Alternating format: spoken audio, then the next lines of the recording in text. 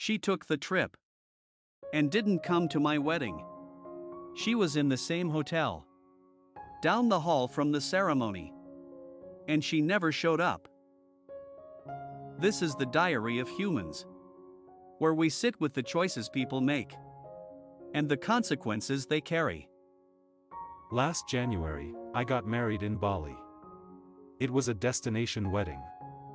Beautiful, emotional, expensive.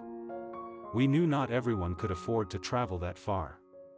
So, for a few close friends, the ones we couldn't imagine celebrating without, we covered their flights and hotel stays. Nearly $2,000 per person. One of those people was my friend of 10 years. We grew up together. Shared birthdays, breakups, milestones. When she said she'd come, I didn't hesitate. I paid for her flight, her hotel, a week in paradise. She arrived in Bali 2 days before the wedding. We texted briefly. She said the hotel was beautiful. The morning of the ceremony, I was nervous, excited, overwhelmed. I looked around while getting ready, making sure everyone had arrived. Her seat was empty. I assumed she was late. The ceremony started. She never walked in.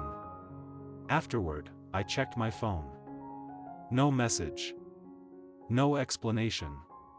Just silence. Later that evening, I found out she and her husband had been at the resort all day. At the spa. By the pool. They decided not to attend.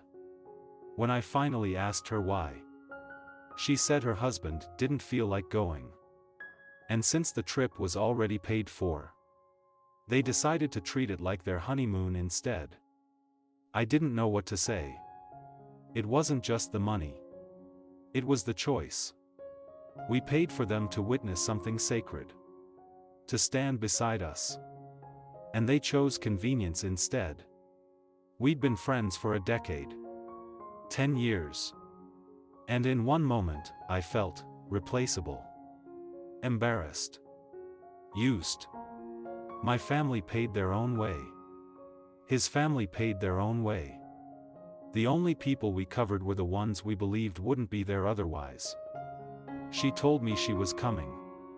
She promised. So, after sitting with it for weeks, I sent her an invoice. A simple breakdown of what we paid for her flight and stay. No insults. No threats.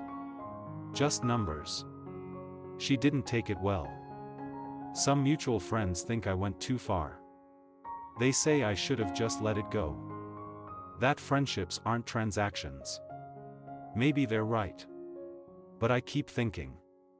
If someone accepts your generosity under one promise, and then ignores that promise, is it really friendship? Or is it entitlement? Maybe she thought it wasn't a big deal. Maybe she assumed I'd understand. Maybe she never realized what it would cost, not financially, but emotionally. Sometimes the deepest fractures don't happen loudly. They happen quietly. In empty seats. So, tell me. Was I wrong to send that invoice? Or was that the only way to acknowledge what was lost? Thank you for watching. Check in next week for a new story.